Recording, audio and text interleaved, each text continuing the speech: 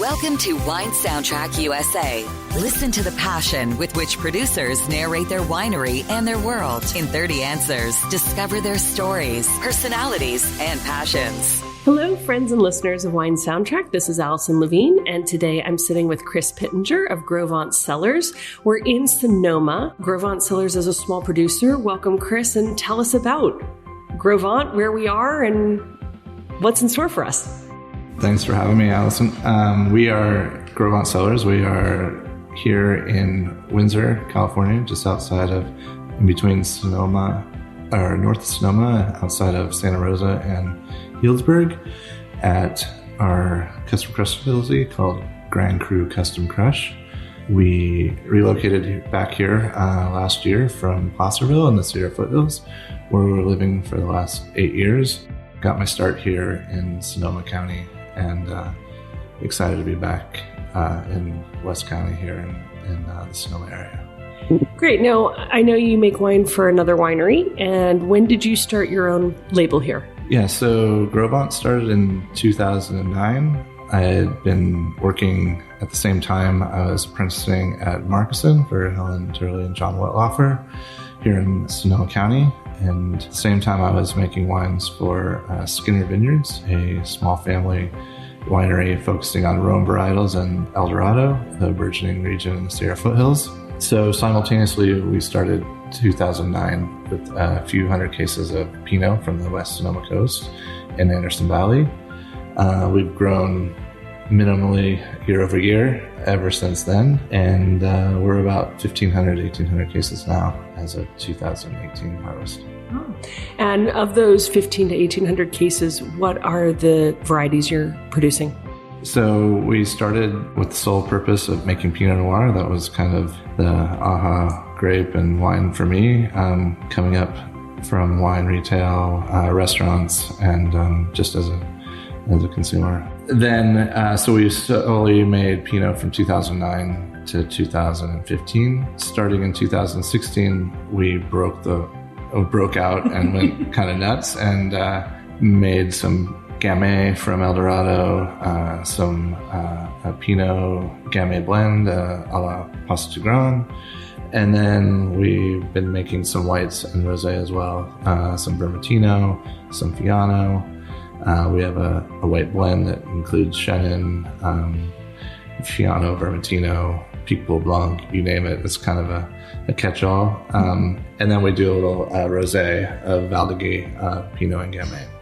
Ah, quite a mix of grapes, a little more obscure, some more than others. Yeah, I mean, at the beginning we had rules, and then when we figured out that we lived in California and there's just a wealth of great grapes and small areas that you can source these different varietals from, we just kind of broke all the rules and just wanted to make fun wines that we enjoyed, and that just kind of represented the individual spaces and places and soils and regions that they were grown. So not necessarily looking at a varietal in particular, but looking for a varietal in a place. So do you own any estate fruit, or is it all sourced, and what regions are you sourcing from? We don't own any vineyards. We just source fruit. Our primary focus is the coastal sites in Sonoma, like West Sonoma coast. And then on the flip side, up in the foothills in El Dorado, outside of Placerville on your way to South Lake Tahoe. So we kind of have a wide reach, but being that those are the two areas that we kind of made wine and lived, it's kind of, it made a lot of sense. Yeah, absolutely. Now, trucking grapes up from the coast to the foothills was not easy. Trucking grapes down from the coast, or from the foothills to the coast, is not easy, but it's not uncommon. I mean, these days people are trucking grapes all the way from Oregon, all the way down from Santa Barbara. It's more logistical than anything else, and how far you want to, drive. Absolutely. Pretty much. And where are your wines available? Where can people find them? Primarily just through us directly, grosventrecellars.com. We do a couple of releases a year. And then restaurants in New York, Chicago, Texas, Colorado, and the coast, California, of course, LA, San Francisco.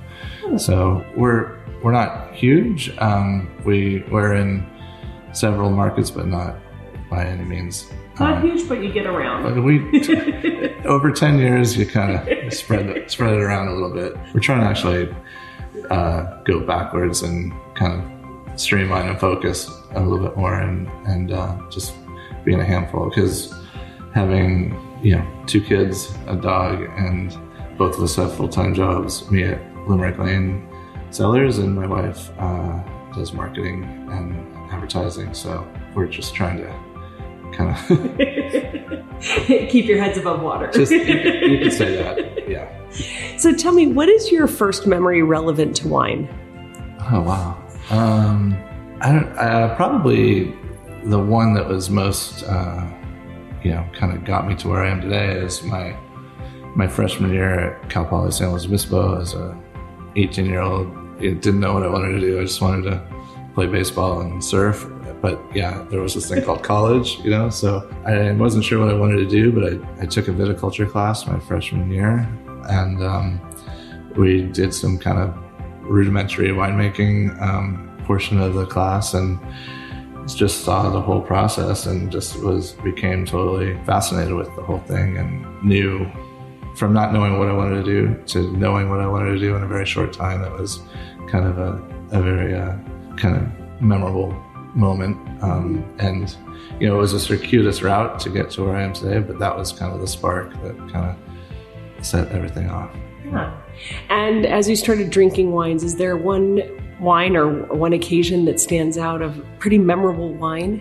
I can't say that there's one specifically. My first job out of college, I wanted to learn about wines from all over the world, and I got a chance to work at Wally's Wines in West Los Angeles, and very well-respected wine purveyor. And I was barely legal to drink, 22 years old, and just totally immersed myself in all these amazing wines from all over the world, whether it's Burgundy, Grand Cru Burgundy, First Growth Bordeaux's, like wines that to this day I don't even get a chance to sniff, let alone drink. So it was kind of like, that was kind of like a launching pad to, that was kind of really where I got a taste for Burgundy and Pinot, and that's where I kind of had my aha moment of it. When I made wine that's what I wanted to make. I do recall a few years back looking up one of those wines on auction, and I can comfortably say I'll never drink that wine again. I think it was about $10,000 for that bottle. Was it a DRC? It was along those lines, let's just say.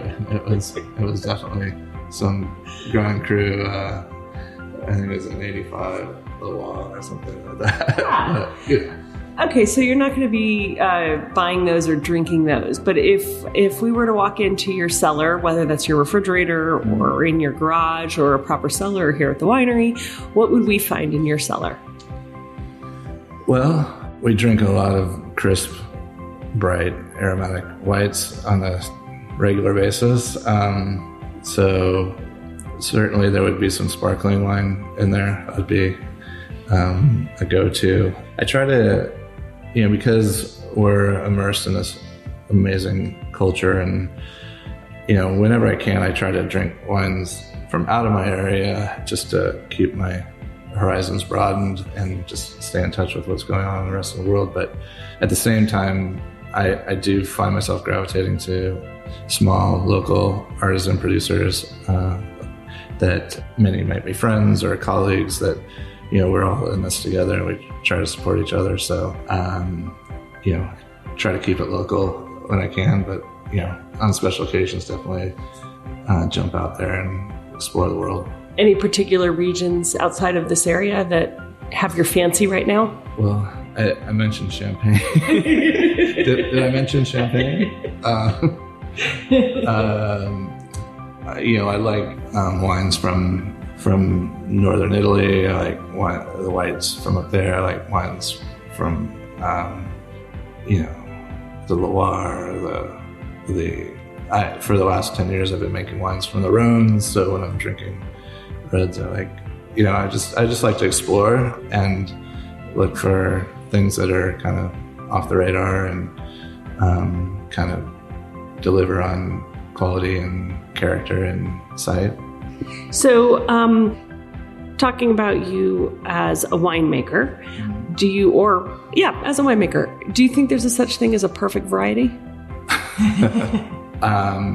No. I mean, there's, that's what I think is so great about wine is all its imperfections and great varietals. And it's an interesting question. I don't really look at it in terms of like that as the single variety. I mean, obviously I've followed Pinot as kind of a little bit of the challenge, but there's nothing perfect about it.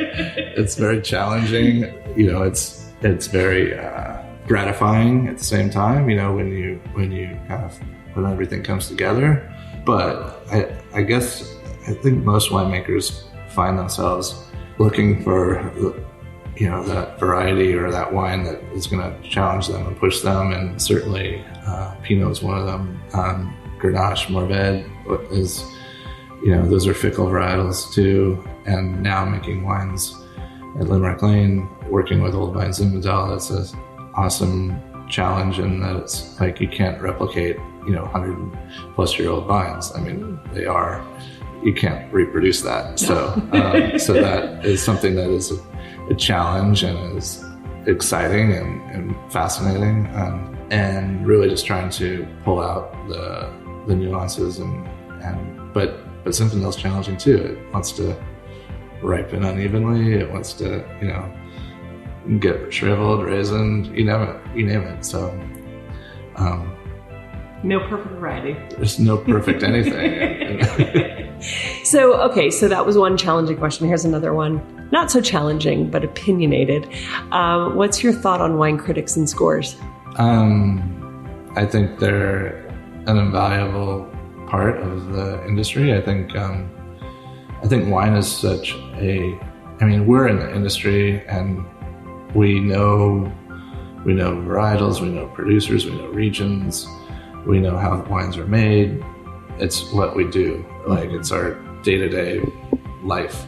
For most people, consumers, they just want something that's going to taste good, and they want something that's going to be memorable and serve an occasion or a meal.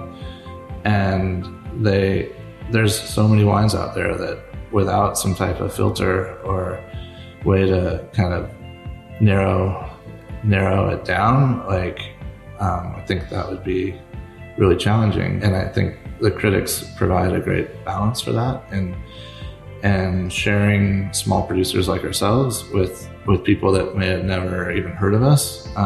So I think it's an invaluable piece of the industry, and from an educational standpoint, and just for kind of just distilling down from, the thousands of bottles, into wines that, people can understand and ways that people can interpret it and then make their own judgment, and kind of helps as a guide. So when you're making your own judgment, red, white, or rosé? That depends if it's Monday, Tuesday, or Wednesday. Really? Still or sparkling? Again, a wine for every occasion. We already know it's champagne when it comes to sparkling. Yeah. So,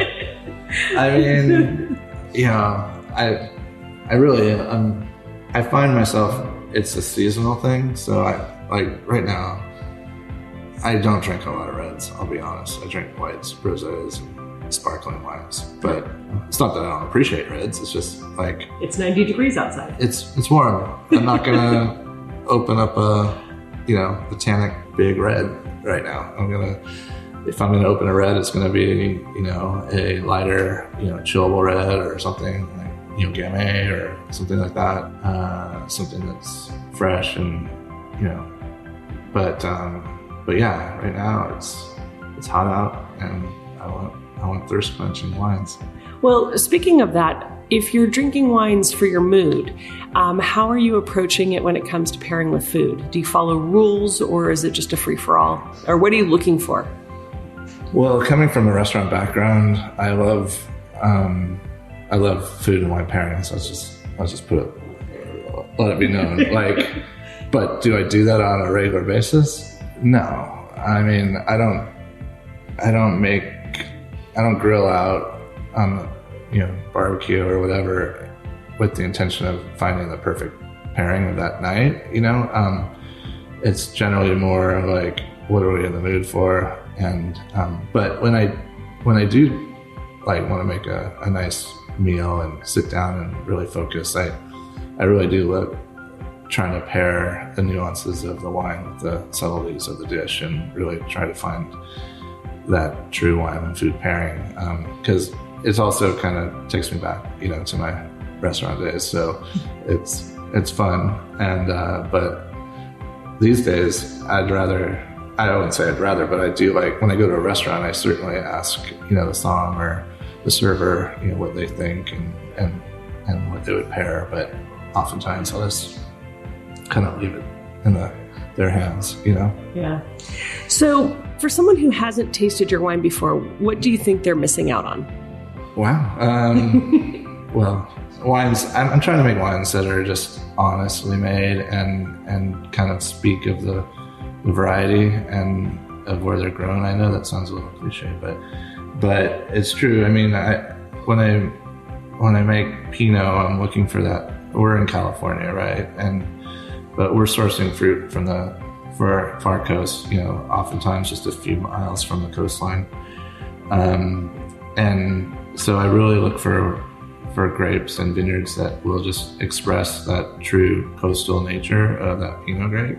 Being in California, still get enough California sunshine to ripen it. So I guess, if you were to try my wines, you'd be looking for something that kind of has an old world sensibility, but kind of based here in the new world. And so looking for just the right amount of sun, soil, sea, fog, wind, whatnot, manifested in the grape, but to make a wine that's nuanced, delicate, balanced, but also still have some fruit and be pleasurable on the palate. So you welcomed me today with a glass of your Vermentino, the 2018 Vermentino, nice and crisp and perfect for this weather. But I'm curious, if space aliens were to land on your property, which of your wines you'd present them with and why? Wow. You weren't expecting that. No.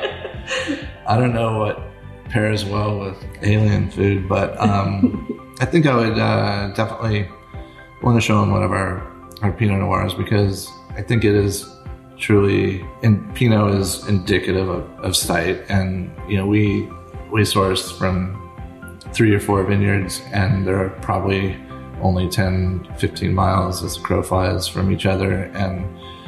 And we treat them pretty much the same way, and they're totally different and totally unique. So our Cerise Vineyard Pinot from Anderson Valley drinks completely different than our Campbell Ranch, just over the ridges over in the northwest part of Sonoma coast in Annapolis. So if I were an alien, I would want to know all the different subtleties and sites that, I'd take them on a tour of winemaking in California and show them kind of different varietal, the same varietal in different regions and different vineyards. So talking about different regions and terroirs and how a wine will show itself, how much does vintage play a role in that? How much variation do you see from year to year? How much similarity? So we go back to 2009. I've been working in production since 2003. So I've seen a few years. I can't say I'm like one of those winemakers that have seen 40 vintages, but I've seen a few. And the thing that's most consistent about it is that there's no consistency. Well, If there's no consistency, are there any signs or predictors that you look for that will help you determine what a harvest is going to be? Well, I mean, let me get back to what I meant by that last statement. What I'm saying is we've had bouts of like 4 or 5 years of drought, and we had very extreme drought conditions that made, our lives challenging in one way. And then in the last, 2 years, we've had some good amounts of rainfall and different types. And then, some years you'll have a heat spike at harvest when everything's been even keel. Some years we've had fire damage that we've had to worry about. So Mother Nature has a way of kind of throwing a lot of curveballs to you. And so I think what you're trying to do on an annual basis, on a vintage by vintage basis, is really just look at what the cards are dealt every year and adapting to your situation. And oftentimes we say that was a good vintage.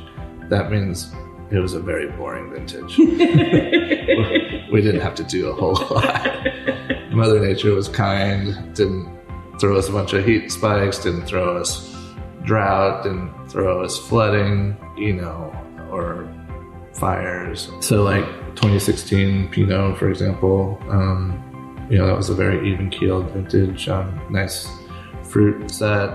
We were able to pick at our leisure. Oftentimes, the pending rains will be coming and we'll have to get grapes off or whatever. Any given year, there's something different. So we just try to be flexible and look at what the year is providing and adjust accordingly. Wine Soundtrack, the voice of American wine growers and makers.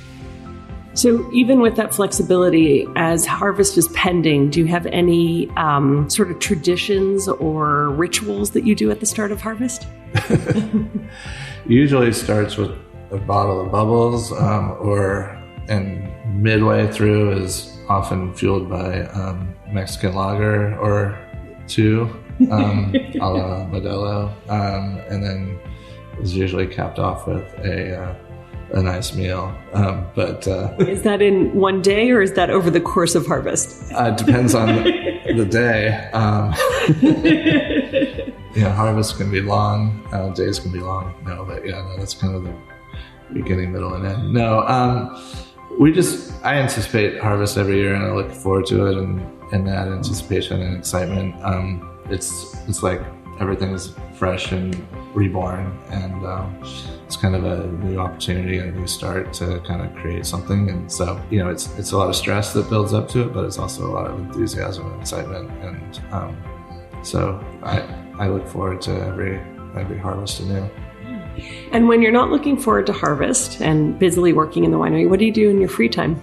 Well, I love how there's always a pause, almost like free time. I don't know what that is. If by that you mean selling wine, because oftentimes our vacations with our kids involve sales trips. Like, hey kids, I hear Tennessee's nice this time of year. Let's go to Nashville. We love the mountains. We love getting away to Jackson Hole, where we my wife and I met. That's the part of the namesake, Gros Ventre. Tell us a little bit about the name and idea behind the labels, which are all really beautiful floral, tree, outdoorsy images. Yeah, so when I lived in Jackson Hole for several years prior to jumping into production. So that was my last kind of time in the restaurant world. And then I moved back to California to start production, digging out tanks and just learning apprenticeship route. And so the restaurant I worked at, the restaurant closed, and he went and followed his passion, which was art, and I followed mine, which was winemaking. And so the label is an aspen grove from the Gros Ventre Wilderness, which is located in Jackson Hole. You have Yellowstone National Park, you have the Grand Tetons, and then you also have the Gros Ventre. And my wife Sarah and I met in Jackson, and so we kind of had this kind of special place, and And frankly, I'd still be there probably if I didn't want to make wine, but it's a little cold to be growing grapes in the Tetons. So I'm sure someone will try it eventually, global warming.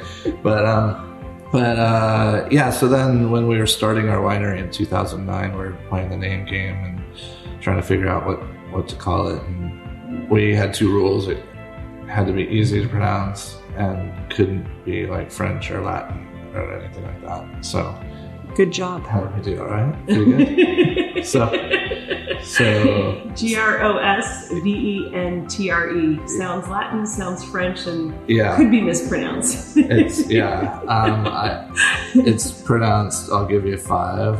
Gros Ventre, Gros Ventre, Gros Ventre, Gros Adventure, Gros in general. So, yeah. But Gros Ventre is the proper pronunciation. Yeah, and so in addition to being a river that I would fly fish regularly in a wilderness that we would get back and hike and camp, it also translates to Big Valley in French. And so my wife was 6-7 months pregnant with our firstborn son, John Henry, the year that we started. So while we had those rules, it was just kind of meant to be that we'd break them and name it for the place where we met, and then her pregnant belly. So yeah, no absolutes. All Pinot. Now you don't do just Pinot. No French Latin terms. And then you pick a name. So the more you are in this industry, the more you never say never. So you said you have 2 children. I'm sure you're very busy with them. But if you have a free night to plan a romantic evening with your wife, whether that's staying home or going out, what are the wines that would end up on the table to fulfill that evening? If it was really a fun, special night, it would probably be, we just had a nice anniversary dinner, and normally we always want to be with the kids, but once in a while it's nice to break away. And so we just went to a nice restaurant and just had some Chablis to start, and a little bit of Pinot mixed in, and then, it's always nice to kind of end or start the night with some bubbles as well. Somehow bubbles always make it into a perfect evening. I think it would be a shame to not have them invited to the party. Yeah. So looking back at your work, what would you say is the proudest achievement that you've achieved to date? That's a hard question. I mean, probably talking to you right now. You really have to set the bar higher. No, I mean, I never really, when I set out to do this was just something that I knew that I was going to love doing, and I was hoping to make a career of it. Little did I know that, I feel like I don't really work a day, because I know that sounds cheesy, but I really love what I do. And so I think part of it is wow, we've had this brand over 10 years now. I didn't think, a lot of brands don't even get out of the gate, Mm-hmm. And so we started with 300 cases during the recession with a new family coming, new brand. So when I look back and think that, we've been here just 10 years, that's a big accomplishment, and it's a brand that is still growing, and we're still getting to share it with people, and people are still learning about it, and really the achievement that I love is when one of our customers or guests share our bottle with somebody, and or I hear that they tried our bottle at XYZ restaurant and just loved it, and to me, that's so just gratifying and humbling at the same time. It's just kind of wow, people actually are enjoying something that we created. So I don't know. I think longevity is probably the biggest accomplishment, though. I think that's a very fair answer. What's the best piece of advice you've ever received? In the industry? I don't know. I don't know. In industry or in life? Oh boy, I don't get really philosophical here. I promise there would be no like pH talk. So wow, but I've had so many people along the way that have given me advice, and I mean, we wouldn't be here today if it wasn't for the people that I've learned under, apprenticed under, and taken mental notes and just kind of just kept me like grounded with winemaking and just focusing on the details, and like the rest will kind of take care of itself. So like I would say it's a cumulative effect. Like just in my wines, I don't draw from any one place that I worked but I kind of pull from all my influences over the years and still today from my colleagues that we collaborate and talk about. So it's always a learning process and an evolution. So I feel like there wasn't any really one bit that really kind of separated itself, but a ton and hundreds of bits of sage advice along the way that have. And if you could give our listeners a little sage advice, what would you share with them? Wow, now we're getting super philosophical. Just do what makes you happy, whatever that is, whether, no matter what it is. Because you got to get up every day and get after it and just surround yourself with good people, and usually good things come out of that. Golden rule too, I don't need to get too far beyond that. Okay, complete the sentence for me. A table without wine is like? I don't know. I would say it's a table without wine is like a chair. No, I don't know, because it's not a table. No, I mean, I don't elevate wine to that holy of a thing. I mean, wine for me can be on a picnic bench, it can be on a table, it can be a stepladder. I mean, I think it's an integral part of our daily life as far as food and gathering and family and fun. But I don't really have the best analogy. But if that stepladder or that table or that, bench didn't have a bottle of wine on it, would you be lonely? Would it be sad? It would be boring. Boring. Yeah. No, it just, good things come when corks are pulled, all things in moderation, of course. Yeah. But usually there's always good conversation, and we always, it's wine, I think, represents food, friends, family, sharing, just like that whole like kind of gathering, and it's definitely a focal point at our table. And it's not to say that there isn't a cold beer with it too, but but yeah, I mean, I think it's kind of a dull space if it's void of a bottle of wine. See, you got it. Well, you throw these curveballs at me, and I'm just like... Okay, here's another one. Oh, boy. If there was one person, living or deceased, that you could have drink your wine, who would that be? That's a good question. Would they just be drinking it, or would I be hanging out with them? Either way, but it would be captured for all eternity, because the paparazzi would catch a photo of this in a restaurant window, and it would be your bottle of wine with this person. You might be at the table with them. It's a hard one. There's so many, right? Depends on what kind of party you're having, right? Do you want to fill a little dinner table there? Maybe. I'd probably like to have a couple presidents hanging around. Maybe FDR, maybe Barack Obama, maybe some athletes, some comedians. Which athletes? I don't know. Maybe, I'm sure Babe Ruth would be quite a party.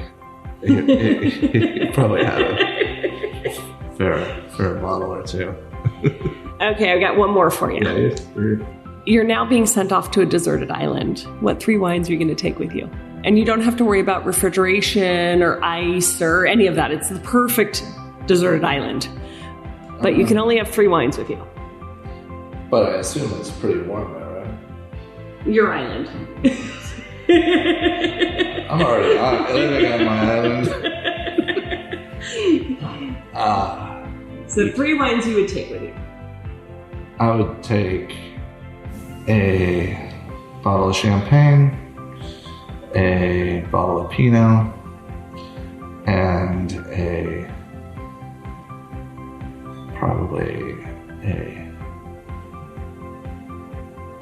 maybe a bottle of Riesling.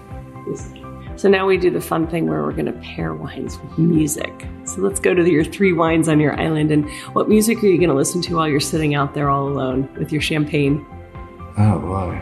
Well, if I'm sitting on a deserted island, it will be warm. Just so you know.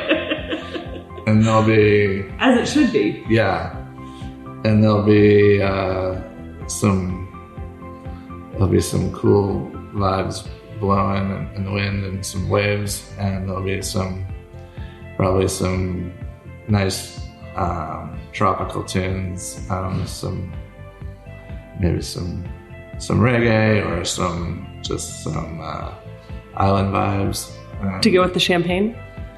That'd probably go with the Riesling. Yeah. Okay. Yeah. And then what are you going to start playing when the champagne's poured? Boy, that's going to be a party. So there'll probably be maybe some old school hip hop or something like Tribe Called Quest or something like that. And Pinot Noir, your Pinot Noir, the 2016 Campbell Ranch Vineyard. I don't know. I'd probably want to just kind of hang back and chill in my hammock and maybe like listen to some Wilco or something like that. Just some cruisy vibes. Just something that is just a little slice of Americana.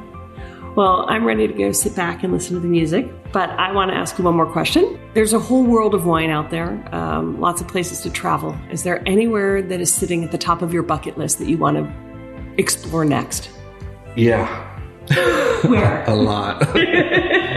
Name a couple. Well, my kids are now 7 and 9, so they're getting to the age where we can travel abroad a little bit more as a family. So we've kind of, each of us have kind of created a little bucket list of places, and I see a nice little route through kind of Champagne, Alsace, Germany, down through down into like northern Italy, and kind of doing something like that. Just kind of like a white little wine trail. It'd be a lot of fun.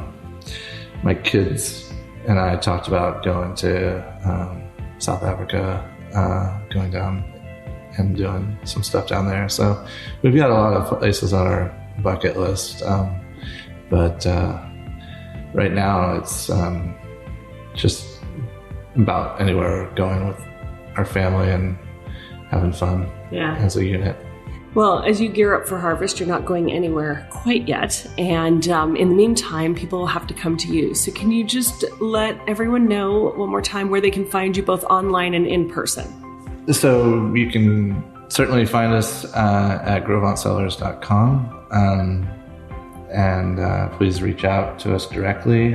We'd love to host you here in Windsor, Healdsburg area at Grand Cru Custom Crush.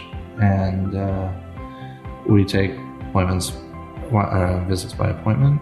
So a little heads up, it's great. As you can probably tell, we're pulled in a lot of directions. We don't have a full-on staff. It's just my wife and I. So, and if you're on some of your favorite restaurants across the country, just ask your server or someone where the Gros Ventre is. Make them buy it. they don't have it, let them know that they're missing out. Well, Chris, thank you so much for joining us today on Wine Soundtrack, and have a great afternoon. Thanks so much. Thanks for listening to a new episode of Wine Soundtrack USA. For details and updates, visit our website, winesoundtrack.com.